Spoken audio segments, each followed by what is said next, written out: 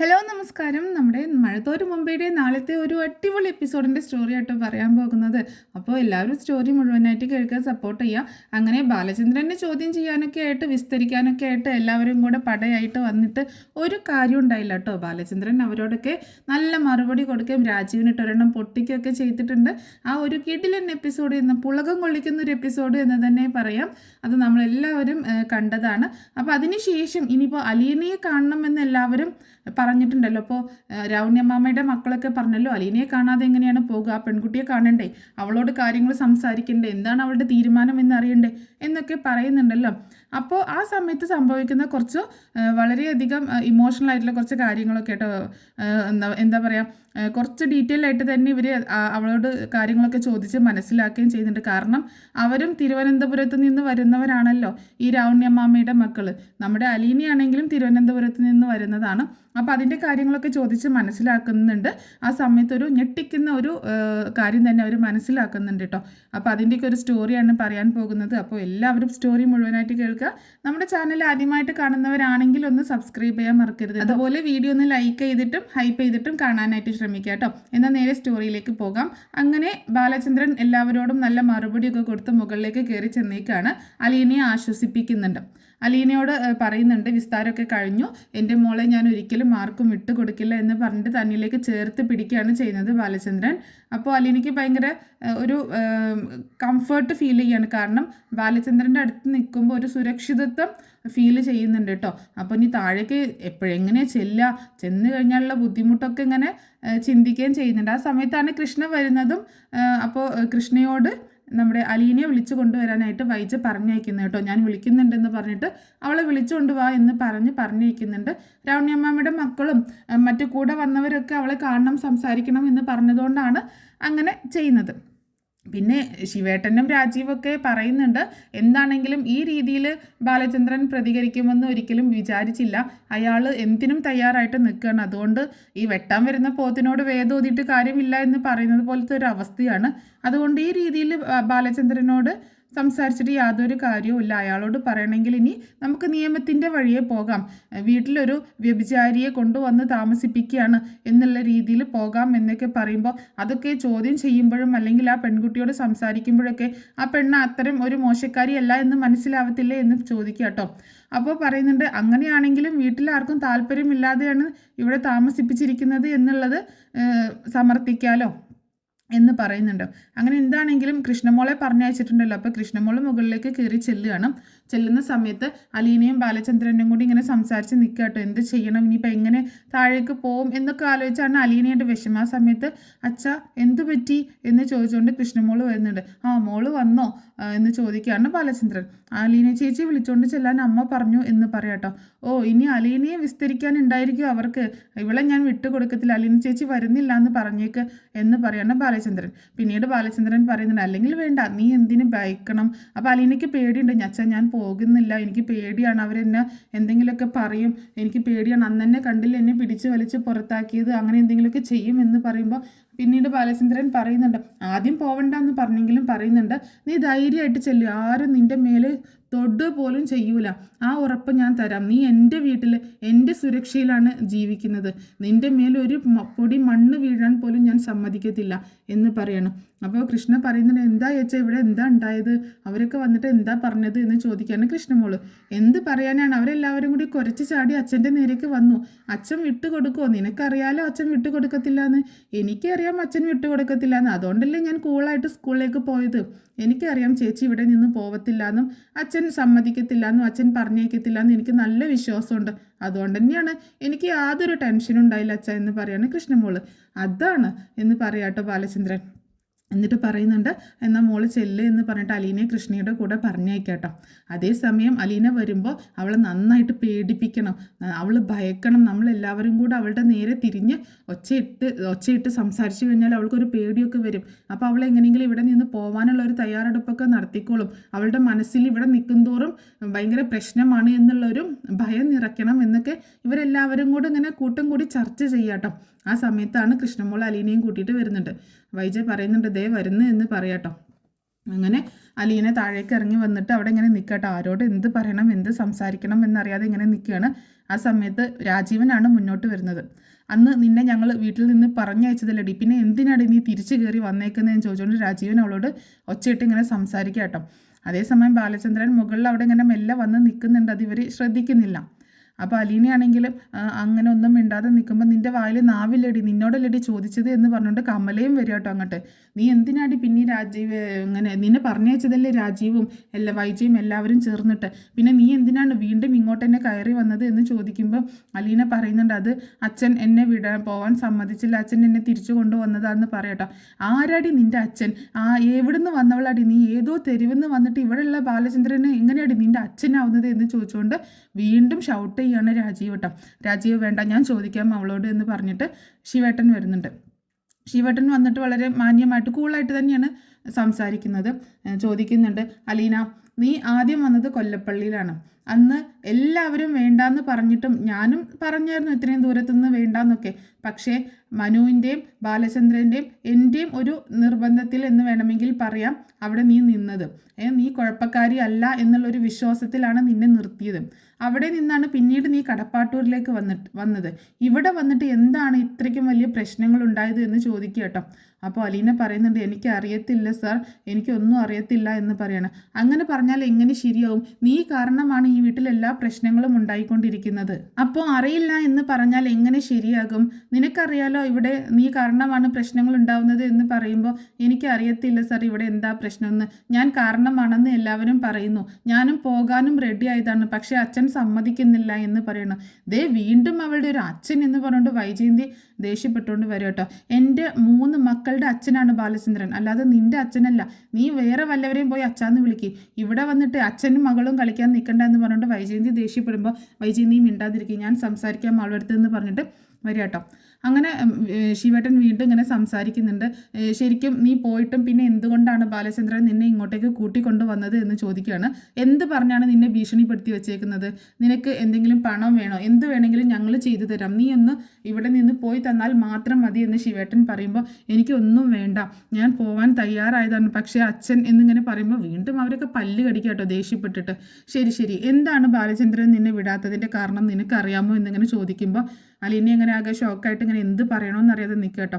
എന്നിട്ട് പറയുന്നുണ്ട്, എനിക്കറിയത്തില്ല, എന്നോട് പോവരുതെന്ന് പറഞ്ഞു, അത്ര മാത്രമേ എനിക്ക് അറിയുള്ളൂ എന്ന് പറയുമ്പോൾ പച്ച കള്ളമാണ് ഇവൾ പറയുന്നത്. എന്തോ കാര്യം ഇവർക്ക് ഇടയിലുണ്ട്, ഇവർ തമ്മിലുണ്ട്, അത് എന്താണെന്ന് ഇവൾക്ക് അറിയാം, ഇവൾ പറയാത്തതാണ് എന്നിങ്ങനെ പറയാണ് നമ്മുടെ കമല. അത് അവൾ മനഃപൂർവ്വം മറച്ചു വെക്കുന്നതാണ്, അല്ലാതെ ഒരു കാര്യമില്ലാണ്ട് ബാലചന്ദ്രൻ ഇവളെ പിടിച്ചു വെക്കുമ്പോൾ ഇവൾ എന്തിനു ഇവിടെ നിൽക്കണം, എന്നാൽ ഇവൾക്ക് കണ്ട് പൊയ്ക്കൂടെ, എനിക്ക് പറ്റത്തില്ല എന്നും പറഞ്ഞിട്ട്. പക്ഷേ ഇവൾ പോകുന്നില്ലല്ലോ, അപ്പം അതിൻ്റെ യഥാർത്ഥ കാരണം ഇവൾക്കും കൂടി അറിയാം, അത് ഇവൾ പറയാത്തതാണ് എന്നിങ്ങനെ പറയുമ്പോൾ ശരിയാണ് കമല പറഞ്ഞത് ശരിയാണ് എന്ന് പറയാട്ടോ. ഇങ്ങനെ രാവണ്യമ്മയുടെ മക്കളൊക്കെ അപ്പോൾ പറയുന്നുണ്ട്. അലീന അപ്പോഴും ഒന്നും മിണ്ടാതെ ഇങ്ങനെ നിൽക്കുമ്പോൾ ശിവേട്ടൻ വീണ്ടും ചോദിക്കുന്നുണ്ട്, മര്യാദയുടെ ഭാഷയിലാണ് ഞാൻ ഇത്രയും നേരം സംസാരിച്ചത്. ഇവരൊക്കെ കടിച്ചു കീറാനായിട്ട് നിൽക്കുമ്പോൾ ഞാൻ നിന്നോട് മര്യാദ വിട്ട് ഇതുവരെ പെരുമാറിയിട്ടില്ല, പക്ഷേ എൻ്റെ ക്ഷമ നീ പരീക്ഷിക്കരുത് എന്ന് പറയണം. എനിക്കൊന്നും അറിയത്തില്ല സാർ, എന്നോടൊന്നും ചോദിക്കരുത്, എനിക്കൊന്നും അറിയത്തില്ല, എനിക്ക് പോകാൻ പറ്റത്തില്ല, അച്ഛൻ പറയാതെ എനിക്ക് ഈ വീട്ടിൽ നിന്ന് പോകാൻ പറ്റത്തില്ല എന്ന് തന്നെ പറഞ്ഞ് അലീന ഇങ്ങനെ പൊട്ടിക്കറിയാട്ടോ. അപ്പോൾ എന്ത് പറയണമെന്നറിയാതെ ഇങ്ങനെ നിൽക്കണം. ആ സമയത്ത് ബബിതയും കൃഷ്ണയും ഒക്കെ അവിടെ ഇങ്ങനെ വന്ന് നിൽക്കുന്നുണ്ട്. അപ്പോൾ നമ്മുടെ രാവണ്യമ്മാമ്മയുടെ മക്കൾ ഉണ്ടല്ലോ, ഗിരീഷ് ഉണ്ടല്ലോ മകന്, ആ ഗിരീഷ് ഇവള് ചോദ്യം ചെയ്യുന്നുണ്ട് കേട്ടോ. തിരുവനന്തപുരത്തു നിന്നാണ് വന്നതെന്ന് പറഞ്ഞില്ലേ, എവിടെ നിന്നാണ് വന്നതെന്ന് ചോദിക്കുകയാണേ.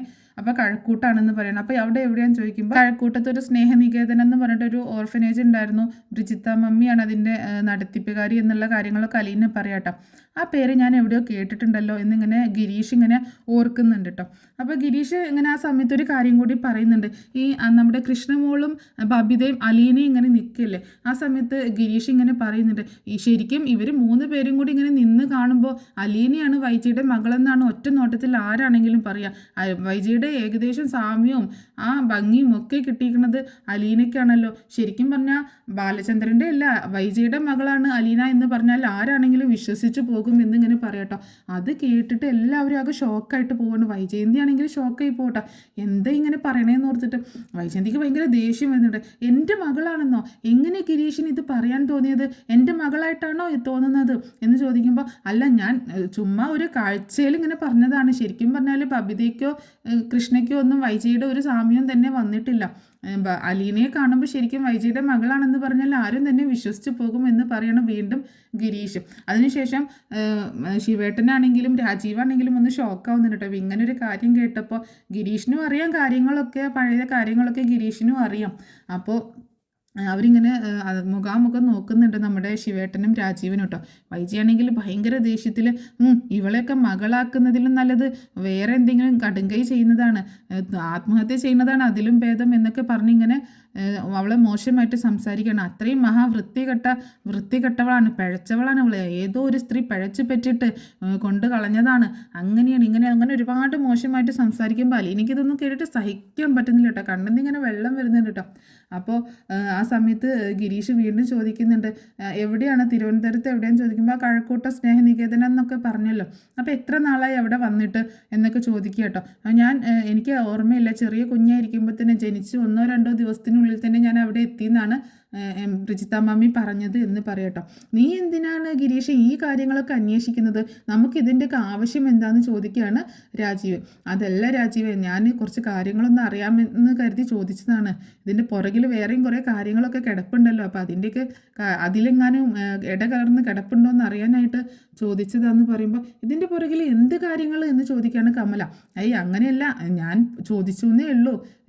തിരുവനന്തപുരത്ത് നിന്നാന്നല്ലേ പറഞ്ഞത്, ഞങ്ങളും തിരുവനന്തപുരത്ത് നിന്നല്ലേ വരുന്നത്, അപ്പോൾ അവിടെ എവിടെയാണ് എന്താന്നൊക്കെ ചോദിച്ചതാണ്, അത്രയേ ഉള്ളൂ എന്നിങ്ങനെ പറഞ്ഞ് ഒഴിഞ്ഞു മാറുന്നുണ്ട് ഗിരീഷ് ട്ടോ. അപ്പോൾ ശരിക്കും പറഞ്ഞാൽ ഗിരീഷിൻ്റെ മനസ്സിൽ ചെറിയൊരു സംശയമുണ്ട്. കാരണം അലീനയും വൈജയന്തിയും കാണുമ്പോൾ ഏകദേശം സാമ്യം തോന്നുന്നു. അപ്പോൾ വയസ്സൊക്കെ ചോദിക്കുമ്പോൾ ഏകദേശം ഏജൊക്കെ കറക്റ്റ് ആവുകയും ചെയ്യുന്നു. തിരുവനന്തപുരത്ത് നിന്നാണ് വരുന്നത്, അവിടുത്തെ ഒരു ഓർഫനേജിലായിരുന്നു താമസം എന്നൊക്കെ പറയുമ്പോൾ ഗിരീഷിന് എന്തൊക്കെയോ മനസ്സിൽ ഡൗട്ട് വരുന്നുണ്ട്. അപ്പോൾ എന്താണെങ്കിലും ഇതിൻ്റെ കാര്യങ്ങളൊക്കെ അന്വേഷിക്കുന്നേ വേണം എന്ന് ഗിരീഷ് തീരുമാനിക്കുന്നുണ്ട്. അപ്പോൾ ഗംഗേട്ടനെ വിളിക്കണം, അല്ലെങ്കിൽ ഗംഗേട്ടൻ്റെ അടുത്തോ അല്ലെങ്കിൽ വേറെ അന്വേഷിക്കാൻ ഇപ്പോൾ വേറെ ആരും ഇല്ലല്ലോ. ഗംഗേട്ടൻ്റെ അടുത്ത് അല്ലാന്നുണ്ടെങ്കിൽ ഇപ്പോൾ മുത്തശ്ശൻ ആണെങ്കിലും രൗണ്യമാമ ആണെങ്കിലൊക്കെ മരിച്ചു പോയില്ലേ, അപ്പോൾ ഇനിയിപ്പോൾ അവിടെ പോയിട്ട് അല്ലെങ്കിൽ ഓർഫനേജിൽ പോയിട്ടെങ്കിലും ഒന്ന് അന്വേഷിക്കണം എന്നൊക്കെ തീരുമാനിക്കുന്നുണ്ട്. അങ്ങനെ ചോദ്യം ചെയ്യലൊക്കെ കഴിഞ്ഞ് അലീന ഇങ്ങനെ നിൽക്കുന്ന സമയത്ത് വീണ്ടും രാജീവൻ സംസാരിക്കുന്നുണ്ട് കേട്ടോ. രാജീവൻ ചോദിക്കുന്നുണ്ട് അലീനയോട്, അവസാനമായിട്ട് നിന്നോട് ചോദിക്കുകയാണ്, ഞങ്ങൾ ഒരു കാര്യത്തിനും ഇറങ്ങി പുറപ്പെടുന്നില്ല, നീ ഇവിടെ നിന്ന് നീ പോവുകയാണെന്നുണ്ടെങ്കിൽ നിനക്ക് ഇഷ്ടമുള്ളിടത്തേക്ക് നിനക്ക് പോകാം, അല്ലാന്നുണ്ടെങ്കിൽ ഇത് പ്രോബ്ലം വളരെ മോശമായി പോകും. ഇവിടെ എന്താണെങ്കിലും ഞങ്ങളൊരു തീരുമാനം എടുത്തിട്ടുണ്ട്, ഞങ്ങൾ കോടതിയിൽ കേസിന് പോകാനാണ് തീരുമാനിച്ചിരിക്കുന്നതെന്ന് പറയട്ടോ. അത് കേട്ട് അലീന ആകെ ഷോക്കാവുന്നുണ്ട് കേട്ടോ. ഇനിയിപ്പോൾ എന്ത് ചെയ്യും, അങ്ങനെയൊക്കെ പോയി കഴിഞ്ഞാൽ എന്തായിരിക്കും സംഭവിക്കുക, വലിയ പ്രശ്നത്തിലേക്കൊക്കെ പോവില്ലേ എന്നിങ്ങനെ ചിന്തിക്കണം. അപ്പോൾ അലീന ഒന്നും മിണ്ടാൻ നിൽക്കുമ്പോൾ, നിൻ്റെ മറുപടിയാണ് ഞാൻ ചോദിച്ചത്, എന്താണ് നിൻ്റെ തീരുമാനം, നീ സ്വമേധയാ എവിടെ നിന്ന് പോകുന്നതല്ലേ നല്ലത് എന്ന് ചോദിക്കുമ്പോൾ അലീന വീണ്ടും പറയുന്നുണ്ട്, അച്ഛൻ പറയാതെ എനിക്ക് പോകാൻ പറ്റത്തില്ല, അച്ഛൻ സമ്മതിച്ചാൽ മാത്രമേ ഞാൻ ഇവിടെ നിന്ന് പോകത്തുള്ളൂ എന്നിങ്ങനെ അലീന വീണ്ടും പറയണം. ശരി, ഇനി നിന്നോട് കൂടുതലൊന്നും സംസാരിക്കാൻ താല്പര്യമില്ല, ഇനി നിയമത്തിൻ്റെ വഴിയെ നമുക്ക് പോകാം എന്ന് പറയട്ടോ. അവളുടെ ഒരു അഹങ്കാരം കണ്ടില്ലേ, ഇത്രയൊക്കെ ആൾക്കാർ കൂടി നിന്ന് സംസാരിച്ചിട്ടും അവളൊന്ന് പതറുന്നുണ്ടോ നോക്കി, അവൾക്ക് തെല്ല് ഭയം ഉണ്ടോ നോക്കി, എന്തൊരു അഹങ്കാരമാണ്, എന്തൊരു തൻ്റെടമാണ് അവൾക്ക് എന്ന് പറഞ്ഞുകൊണ്ട് വൈജ ചീറി പാഞ്ഞു വരും കേട്ടോ. എൻ്റെ കുടുംബം നശിപ്പിച്ച മൂദേവി, എത്ര സന്തോഷകരമായിട്ട് പോയിക്കൊണ്ടിരുന്ന കുടുംബമാണ് എൻ്റേത്, അത് നശിപ്പിച്ചപ്പോൾ നിനക്ക് സമാധാനമായില്ലടി എന്നൊക്കെ പറഞ്ഞ് വളരെ ഹരാസ് ചെയ്യുന്ന രീതിയിൽ ഇങ്ങനെ സംസാരിച്ചുകൊണ്ടിരിക്കുമ്പോൾ അലീന സങ്കടപ്പെട്ടിട്ട് വൈജ ഇങ്ങനെ നോക്കുന്നുണ്ട് കേട്ടോ. എന്നിട്ട് പറയുന്നുണ്ട്, ഞാൻ ഒരിക്കലും നിങ്ങളുടെ കുടുംബം നശിപ്പിക്കാൻ വേണ്ടി വന്നതല്ല, നിങ്ങളുടെ കുടുംബം നല്ലതായി പോകണമെന്ന് മാത്രമേ എന്നും ഞാൻ ആഗ്രഹിച്ചിട്ടുള്ളൂ, ഒരിക്കലും നിങ്ങളുടെ കുടുംബം നശിച്ചു പോകണമെന്ന് ആഗ്രഹിച്ചിട്ടില്ല എന്ന് പറയട്ടോ. പിന്നെ എന്താടി നീ ഇവിടെ ചെയ്തുകൊണ്ടിരിക്കുന്നത്, എൻ്റെ കുടുംബം നശിപ്പിച്ചില്ലടി എന്ന് ചോദിക്കുമ്പോൾ, ഞാനല്ല നിങ്ങളുടെ കുടുംബം നശിപ്പിച്ചത്, നിങ്ങൾ തന്നെയാണെന്ന് പറയട്ടോ. കേട്ടോ ശിവേട്ട, ഇവള് പറയുന്നത്, എൻ്റെ വീട്ടിൽ നിന്നിട്ട് എന്നോട് തർക്കുത്തരം പറയുന്നത് കേട്ടോ, ഞാനാണ് ഈ കുടുംബം നശിപ്പിച്ചത് എന്ന് പറയുമ്പോൾ ശിവേട്ടൻ പറയുന്നുണ്ട്, മതി, നീ കൂടുതലൊന്നും സംസാരിക്കേണ്ട, നീ നിൻ്റെ പണി നോക്കിപ്പോക്കോ, എന്താണെങ്കിലും ഞങ്ങളൊരു തീരുമാനം എടുത്തിട്ടുണ്ട്, ഇനി തീരുമാനം നിയമത്തിൻ്റെ വഴിക്ക് പോട്ടെ എന്നിങ്ങനെ പറയണം ശിവേട്ടൻ. അങ്ങനെ അലീന പിന്നെ അവിടെ നിന്ന് റൂമിലേക്ക് പോവാട്ടോ. അങ്ങനെ ബാലചന്ദ്രൻ ഇതൊക്കെ മുകളിൽ നിന്ന് കേൾക്കുന്നുണ്ട് കേട്ടോ, പക്ഷെ അവർ കാണുന്നില്ല. ബാലചന്ദ്രൻ വീണ്ടും ഇടപെടാത്തതാണ്. അപ്പോൾ കൂടുതൽ ഇടപെടുമ്പോൾ ഒരു വില പോവില്ലേ, അപ്പോൾ പറയാനുള്ളതൊക്കെ പറഞ്ഞിട്ടല്ലേ പോയത്, അതുകൊണ്ട് ഇടപെടുന്നില്ല കേട്ടോ. അങ്ങനെ അലീന തൻ്റെ റൂമിലേക്ക്, മുത്തശ്ശിയുടെ റൂമിലേക്ക് അങ്ങോട്ട് പോവുക കേട്ടോ. അപ്പോൾ കൃഷ്ണമോളാണെങ്കിൽ അച്ഛൻ്റെ അടുത്ത് വന്നിട്ട് അവിടെ ഉണ്ടായ സംഭവങ്ങളൊക്കെ പറഞ്ഞു കൊടുക്കുന്നുണ്ട്. അപ്പോൾ അലീന എന്തെങ്കിലും ചോദിക്കുമ്പോൾ ചേച്ചി അവിടെ റൂമിലുണ്ട് എന്ന് പറയാട്ടോ. അവൾ പറയാവുന്ന മറുപടിയൊക്കെ അവൾ പറഞ്ഞില്ലേ, ഇനിയിപ്പോൾ എന്താണെങ്കിലും അവർ അടുത്ത സ്റ്റെപ്പിലേക്ക് പോട്ടെ, അവരിനി നിയമത്തിൻ്റെ വഴിയെ പോകുന്നതെന്ന് അച്ഛാ പറഞ്ഞത്. കേസൊക്കെ കൊടുത്തിട്ട് കോടതിയിൽ കേസൊക്കെ കൊടുക്കാനാണ് പോണതെന്നാണ് പറഞ്ഞത്. അവർ കേസ് കൊടുക്കട്ടെ, അവർ തെളിയിക്കട്ടെ, അലീനെ ഇവിടെ നിന്ന് പറഞ്ഞേക്കാൻ എന്ത് വേണമെങ്കിലും അവർ ചെയ്യട്ടെ, നമുക്കറിയാലോ എന്താണെന്നുള്ളത്. അതുകൊണ്ട് ഒരു പ്രശ്നവുമില്ല എന്ന് പറയണം. അച്ഛൻ എന്നാലും കേസും കോടതിയൊക്കെ ആകുമ്പോൾ വലിയ പ്രശ്നമാവില്ലേന്ന് ചോദിക്കുമ്പോൾ മോൾക്ക് പേടിയുണ്ടോ? അതല്ല അച്ഛാ, എന്നാലും അമ്മ എന്നൊക്കെ പറയുമ്പം അമ്മയെക്കുറിച്ചാണോ അച്ഛനെക്കുറിച്ചാണോ മോളിപ്പോൾ ചിന്തിക്കുന്നതെന്ന് ചോദിക്കാൻ കൃഷ്ണനോട് ബാലചന്ദ്രൻ. ഇപ്പോൾ ഞാൻ അച്ഛനെക്കുറിച്ച് മാത്രമേ ചിന്തിക്കുന്നുള്ളൂ, അലീന ചേച്ചിയെ കുറിച്ച് മാത്രമേ ചിന്തിക്കുന്നുള്ളൂ എന്ന് പറയട്ടോ. എന്നാൽ പിന്നെ അമ്മയെക്കുറിച്ച് നമുക്കിപ്പോൾ സംസാരിക്കേണ്ട, നമുക്ക് എന്തെല്ലാം കാര്യങ്ങൾ വേറെ സംസാരിക്കാനിരിക്കുന്നു. ഇപ്പോൾ സ്കൂളിൽ പോയിട്ട് എന്തൊക്കെ വിശേഷങ്ങൾ, ഇപ്പോൾ കുറേ ദിവസം അവധിയായിരുന്നില്ലേ, അപ്പോൾ എങ്ങനെ ക്ലാസ്സൊക്കെ മുന്നോട്ട് ഒരുമിച്ച് കൊണ്ടുപോകാൻ പറ്റുന്നുണ്ടോ എന്നൊക്കെ ഇങ്ങനെ ചോദിച്ച് കൃഷ്ണമോളോട് വിശേഷങ്ങളൊക്കെ ചോദിക്കുക കേട്ടോ. അങ്ങനെ പിന്നീട് കാണിക്കുന്നത് നമ്മുടെ ഈ വന്ന ആൾക്കാരൊക്കെ തിരിച്ചു പോവുകയാണേ. അപ്പോൾ വൈജയ്ക്കാണെങ്കിലും ആകെ ഒരു വിമ്മിഷ്ടാണ്, വന്നിട്ട് ഒരു കാര്യവും നടന്നില്ലല്ലോ. പക്ഷെ അവരൊക്കെ തിരിച്ചു പോകുമ്പോൾ പറയുന്നുണ്ട് എന്താണെങ്കിലും ഇതിനൊരു തീരുമാനമാക്കിയിട്ടേ ഞങ്ങൾ പോകുന്നുള്ളൂ, ഇവരിന്നതിന് തിരുവനന്തപുരത്തേക്ക് തിരിച്ചു പോകും. അപ്പോൾ ഗിരീഷ് പറയുന്നുണ്ട് ഞാനേ അവിടെ ഒന്ന് പോയി അന്വേഷിക്കട്ടെ, അവൾ എവിടെ നിന്നാണ് വന്നത്, എങ്ങനെയാണ് അവളുടെ കാര്യങ്ങളൊക്കെ ഒന്ന് അന്വേഷിക്കട്ടെ എന്ന് ഗിരീഷ് പറയുകയും ചെയ്യുന്നുണ്ട്. അതിൻ്റെയൊക്കെ ആവശ്യമുണ്ടോ ഗിരീഷ് എന്ന് ചോദിക്കുമ്പോൾ എനിക്കൊരു ആവശ്യം തോന്നുന്നു എന്ന് പറഞ്ഞിട്ട് അങ്ങനെ എല്ലാവരും പിരിഞ്ഞു പോകാട്ടോ. അതിനുശേഷം പിന്നീട് കാണിക്കുന്നത് നമ്മുടെ അലീന രേവതിക്കുട്ടിയെ വിളിക്കുന്നതാണ്. രേവതിക്കുട്ടിയെ വിളിച്ചിട്ട് ഇവിടെ ഉണ്ടായ സംഭവങ്ങളൊക്കെ പറയട്ടെ, എന്തുകൊണ്ടാണ് അവരുടെ കൂടെ വരാതിരുന്നത് എന്നുള്ള കാര്യം പറയാണ്. അപ്പോൾ രേവതിക്കുട്ടി ഇങ്ങനെ പരിഭവം പറയുന്നുണ്ട്, ഞങ്ങളെന്നാലും ഇത്രയും പ്രതീക്ഷിച്ചില്ല ചേച്ചി ഞങ്ങളുടെ കൂടെ വരുമെന്നാണ് വിചാരിച്ചത്, അത്രയും വിഷമമായിപ്പോയി ആൻറ്റിക്കും അങ്കിളിനും എന്നൊക്കെ പറയുമ്പോൾ എനിക്ക് വരാൻ പറ്റിയൊരു സാഹചര്യമല്ല മോളെ, നീയെങ്കിലും എന്നെ ഒന്ന് മനസ്സിലാക്കി എന്ന് പറയട്ടോ. എനിക്കും ചേച്ചിയോട് ഇത്തിരി ദേഷ്യമൊക്കെ ഉണ്ട്, കാരണം ഞങ്ങൾ ഇത്രയും ബുദ്ധിമുട്ടി വന്നിട്ട് ചേച്ചിയും വന്നില്ലല്ലോ, എന്താ ഇപ്പോൾ ഇത്രയ്ക്ക് അത്യാവശ്യം, ബാലചന്ദ്രൻ സാറ് പോകണ്ടെന്ന് പറഞ്ഞാൽ ചേച്ചി എന്തിനാ അത് കേൾക്കാൻ നിൽക്കുന്നത്, ചേച്ചിക്ക് ഇങ്ങോട്ട് പോന്നാൽ പോരെ, അവിടെ നിൽക്കാൻ പറ്റില്ല എന്ന് പറഞ്ഞിട്ട് എന്ന് പറയുമ്പോൾ അങ്ങനെയല്ല മോളെ, ഇവിടെ ആകെ പ്രശ്നമാണ് എന്ന് പറയട്ടോ. എന്താ ചേച്ചി, എന്താണെങ്കിലും കാര്യം എന്നോട് പറയാമെന്ന് പറയുമ്പോൾ അലീന ഉണ്ടായ സംഭവങ്ങളൊക്കെ പറയട്ടോ. ഞാൻ ആരാണ് എന്നുള്ള സത്യം സാറ് തിരിച്ചറിഞ്ഞു എന്ന് പറയട്ടോ, അച്ഛൻ തിരിച്ചറിഞ്ഞു എന്ന് പറയണം. അതെന്താ ചേച്ചി അച്ഛൻ എന്ന് പറയണമെന്ന് ചോദിക്കുമ്പോൾ അതൊക്കെ വലിയ സംഭവം മോളെ, ഞാൻ ആരാണെന്നുള്ള സത്യം ഏതായാലും തിരിച്ചറിഞ്ഞതിന് ശേഷം എന്നെ സപ്പോർട്ട് ചെയ്തിട്ട് എൻ്റെ കൂടെ നിൽക്കണം, എന്നെ ചേർത്ത് പിടിച്ചേക്കണം, എന്നെ ചേർത്ത് പിടിച്ച് മാഡത്തോട് യുദ്ധം ചെയ്യാനാണ് സാറിൻ്റെ തീരുമാനം എന്നിങ്ങനെ പറയണം. അപ്പോൾ എല്ലാ കാര്യങ്ങളും അലീന രേവതിക്കുട്ടിയോട് വിശദീകരിച്ച് പറഞ്ഞു കൊടുക്കുന്നുണ്ട് കേട്ടോ. അങ്ങനെ രേവതിക്കുട്ടിയാണെങ്കിൽ ഇതൊക്കെ കേട്ടിട്ട് ആകെ ഷോക്കായി നിൽക്കുകയാണ്. ഇനി എന്ത് ചെയ്യും ചേച്ചി എന്ന് പറയുമ്പോൾ എനിക്കറിയില്ല മോളെ, ഞാനിപ്പോൾ ശരിക്കും ചെകുത്താനും കടലിനും നടുക്ക് പെട്ട ഒരവസ്ഥയിലാണ്, എങ്ങോട്ട് പോകണമെന്ന് അറിയാത്ത ഒരു അവസ്ഥയിലാണ് ഞാൻ നിൽക്കുന്നത് എന്ന് പറയാണ്. അപ്പോൾ ഇനിയിപ്പോൾ നമ്മൾ എന്താ ചെയ്യാൻ പറ്റുക, സാറ് എന്താ തീരുമാനിച്ചേക്കുന്നതെന്ന് ചോദിക്കുമ്പോൾ അച്ഛൻ എന്നെ ഇവിടെ നിന്ന് പറഞ്ഞയക്കത്തില്ല, മാഡാണെങ്കിൽ എന്നെ ഇവിടെ നിന്ന് ഓടിച്ച് അടങ്ങൂ എന്നുള്ള വാശിയിലും എനിക്കറിയത്തില്ല, ഇനിയിപ്പോൾ അച്ഛൻ്റെ തീരുമാനത്തിനനുസരിച്ച് എനിക്ക് എന്തെങ്കിലും ചെയ്യാൻ പറ്റുള്ളൂ എന്ന് പറയുന്നുണ്ട്. എന്നാൽ ശരി ഞാൻ വെക്കട്ടെ, എനിക്ക് കുറച്ച് ജോലി ഉണ്ട് എന്ന് പറഞ്ഞിട്ട് അലീന ഫോൺ വെക്കുകയാണേ. അതിനുശേഷം രേവതിക്കുട്ടി ചെന്നിട്ട് മാമച്ചായനോടും ഗ്രേസമ്മയോടും പറയുന്നുണ്ട്, ആൻറ്റി അങ്കിൾ ആകെ പ്രശ്നമായി എന്ന് പറയട്ടോ. എന്താ സംഭവം ചോദിക്കുമ്പോൾ ദേ ബാലചന്ദ്രൻ സാറ് അലീന ചേച്ചി ആരാണെന്നുള്ള സത്യം തിരിച്ചറിഞ്ഞു എന്ന് പറയട്ടോ. എന്ത് സത്യം തിരിച്ചറിഞ്ഞു എന്നും, വൈജയന്തി മാഡത്തിൻ്റെ മകളാണ് അലീന ചേച്ചി എന്നുള്ളത് ബാലചന്ദ്രൻ സാറ് തിരിച്ചറിഞ്ഞു എന്ന് പറയട്ടോ. രണ്ടുപേരും വാ പൊളിച്ചു പോവാണ്. അതെങ്ങനെ സംഭവിച്ചു, എന്താ ഉണ്ടായത് എന്നൊക്കെ ചോദിക്കുകയാണ് രേവതിക്കുട്ടിയുടെ ഗ്രേസമ്മ. അതൊക്കെ വലിയ സംഭവമാണ്, ശരിക്കും നമ്മളന്ന് പോവാനിരുന്നതല്ലേ വിളിക്കാനായിട്ട്, ചേച്ചി പറഞ്ഞില്ലേ വിളിക്കാൻ വരണ്ട എന്ന്, അത് ഇതായിരുന്നു കാരണം. ബാലചന്ദ്രൻ സാറ് ചേച്ചി ഇങ്ങോട്ടേക്ക് വരാനായിട്ട് നിന്ന സമയത്ത് വീടൊക്കെ ലോക്ക് ചെയ്തു എന്ന് പറഞ്ഞില്ലായിരുന്നോ, ആ സമയത്ത് ബാലചന്ദ്രൻ സാറ് അലീന ചേച്ചിയോട് എല്ലാ കാര്യങ്ങളും തുറന്ന് ചോദിക്കുകയാണ് ചെയ്തത്. ശരിക്കും ഈ കാര്യങ്ങളൊക്കെ അറിഞ്ഞിട്ടാണ് ബാലചന്ദ്രൻ സാറ് വീട് വിട്ടു പോയതും പിന്നീട് അറ്റാക്ക് വന്നിട്ട് ഹോസ്പിറ്റലൈസ് ആയതും എന്നുള്ള കാര്യങ്ങളൊക്കെ രേവതിക്കുട്ടി പറയാട്ടോ. ഇതെല്ലാം കേട്ടിട്ട് ആകെ ഷോക്കായിട്ട് ഇങ്ങനെ നിൽക്കുന്ന ഗ്രേസമ്മയും മാമച്ചായനും. അപ്പോൾ ഇത്രയൊക്കെ കാര്യങ്ങളാണ് നാളത്തെ എപ്പിസോഡിൽ സംഭവിക്കുന്നത് കേട്ടോ. ചിലപ്പോൾ കുറച്ച് കൂടുതലൊക്കെ കാര്യങ്ങൾ അല്ലെങ്കിൽ കുറച്ച് കുറവും കാര്യങ്ങളൊക്കെ ആയിരിക്കാം. അപ്പോൾ എന്താണെങ്കിലും ഈ സ്റ്റോറി എല്ലാവർക്കും ഇഷ്ടമായിട്ടുണ്ടാവുമെന്ന് വിചാരിക്കുകയാണ്. ഇഷ്ടമായിട്ടുണ്ടെങ്കിൽ ഒന്ന് സപ്പോർട്ട് ചെയ്യാൻ മറക്കരുത് കേട്ടോ.